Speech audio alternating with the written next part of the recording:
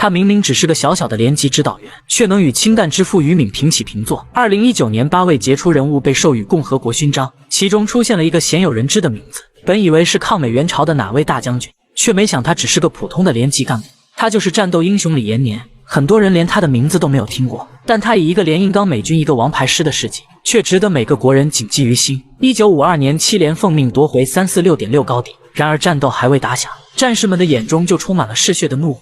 原来是战友李元意外踩到了地雷，但为了不暴露连队的进攻意图，他愣是硬来了美军一枪一声都没吭，鲜血止不住的往下流，虚弱的身躯摇摇欲坠。可尽管如此，他还是咬着牙苦苦坚持。外面的战士心急如焚，但也只能等战斗打响后再来救他。就这样，他踩着地雷一直坚持了2小时，部队才吹响了进攻的号角。听着熟悉的号声，李元如释重负，他似乎早已看到了自己的结局。在漫天炮火的掩护下，李延年带人冲到李元身边，可李元却坚持不让他们靠近。指导员，我完成任务了。或许是知道自己回不去了，又或许是怕战友们为了救他而牺牲，他毅然松开了脚下的地雷。李元，一个年轻的生命就此消逝，李延年的眼中充满了悲伤，但更多的是复仇的怒火。敌人的火力依旧猛烈，可战士们却如同扑火的飞蛾，以血肉之躯点燃着生命的光芒。这都你的苦，我这都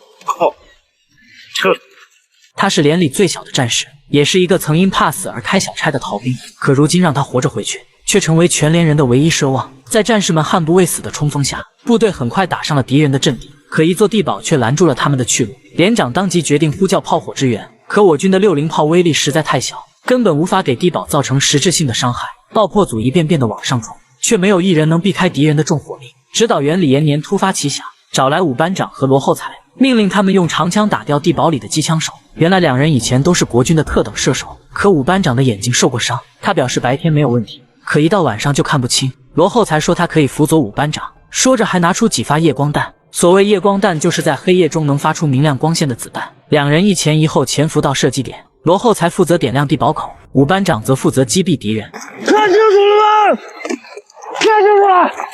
在2人的密切配合下，他们仅仅只用了3发子弹，就打掉了缩在乌龟壳里的机枪手。我就说了吗？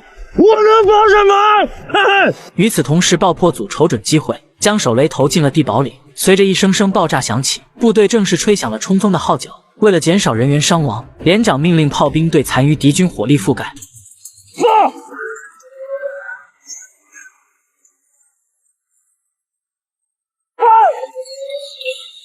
原来这才是真实的迫击炮声，短暂清脆却又富有力量。敌人被打得节节败退，可大部队还没上来，一个战士就单枪匹马地冲进了敌人的工事。战士的名字叫陈衍宗，是从国军招降过来的，但因为他以前的身份，所以他在连里总得不到别人的尊重。可他杀敌却一点也不含糊，一个人愣是干掉了5、6个敌人。与此同时，李延年带队摸进了敌人的工事，可令他没想到的是，前面还藏着几个手持喷火器的美军，夺命的火舌喷涌而出，很快将3个战士吞没。痛苦的哀嚎声此起彼伏，狠狠锤击着战士们的心灵。可即便如此，他们仍旧以自己的身体为武器，跌跌撞撞地扑向敌人。残存的美军被吓得转身就跑，却被李延年一枪打爆了身上的喷火器。看着在火焰里挣扎的战友，所有人的心中都充满了愤怒。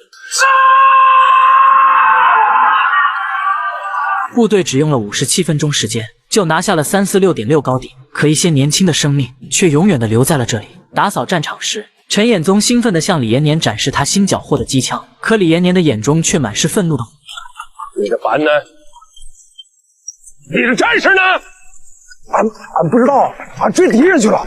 但是他们能缴获这些武器吗？2班长，你是1班之长，你不是一个普通的战士，马上去找到你的班，按照排长和连长的命令行动。是。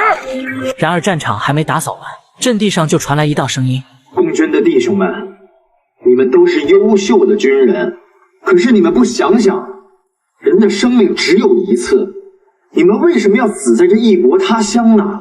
原来是台湾方面向美军投诚的叛徒，妄图用心理战来策反我军将士，达到扰乱军心的目的。原子弹知道吗？一颗就能毁了北平城。要活命的就过来吧，带着我们空投的安全路条，或者到美军营地。这里我特意提醒一下原国军人员，共产党可从来都不信任你们。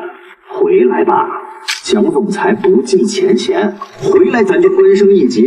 有的战士气不过，端起枪来就是一顿扫射，可敌人用的是扩音器，根本就打不到。然而更糟糕的是，受台湾叛徒的影响，保卫科对连里的7个原国军战士产生了怀疑，并向上级提出了集中审查的建议。为了帮这7个战友洗清嫌疑，李延年做了一个疯狂的决定，他决定偷偷带着7个国军战士潜伏到敌人指挥所，将台湾来的叛徒除掉，届时所有的怀疑都将不攻自破。然而当他们来到敌人指挥所时，却突然被敌人发现，